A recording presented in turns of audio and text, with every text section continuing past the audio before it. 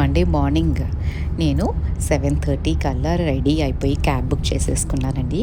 పూణేలో నా ఫేవరెట్ ప్లేస్కి వెళ్దాము అని అయితే రెడీ అయిపోయాను. అదే దగ్డు సేట్ గణపతి టెంపుల్ ఇక్కడ. అండ్ ఈ టెంపుల్కి వెళ్తున్నప్పుడు ర్యాండమ్లీ ఫోన్ స్క్రోల్ చేస్తుంటే ఒక స్టోరీ కనిపించింది. అదే మీతో షేర్ చేసుకుంటాను. ఒక అతనంట ఓల్డెన్ డేస్లో ఒక సిటీ నుంచి ఇంకొక సిటీకి వెళ్ళటానికి నడకన వెళ్ళాలి కదా బై వాక్. సో అతను ఒక ఊరు నుంచి ఇంకొక ఊరికి మూవ్ అయిపోతున్నాడు. అండ్ మూవ్ అయిపోతున్నప్పుడు ఆయన వాళ్ళ గ్రామదేవతో ఎవరో అక్కడికి వెళ్ళి బాధపడుతున్నాడంట.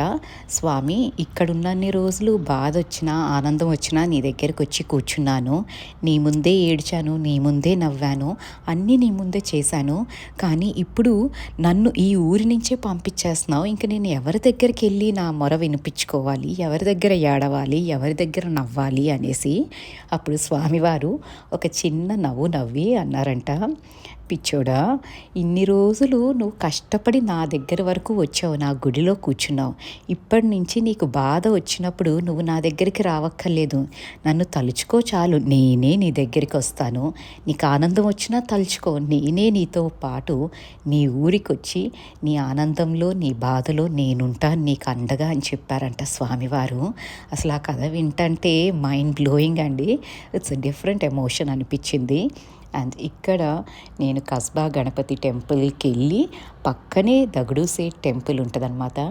అండ్ ఆన్ ద వే ఈ ఓల్డ్ బిల్డింగ్స్ ఉంటాయండి. Architecture is so beautiful. ఈ పార్ట్ ఆఫ్ ద సిటీలో ఏన్షియంట్ ఆర్కిటెక్చర్స్, వీటిల్ని వాడాస్ అంటూ ఉంటారు.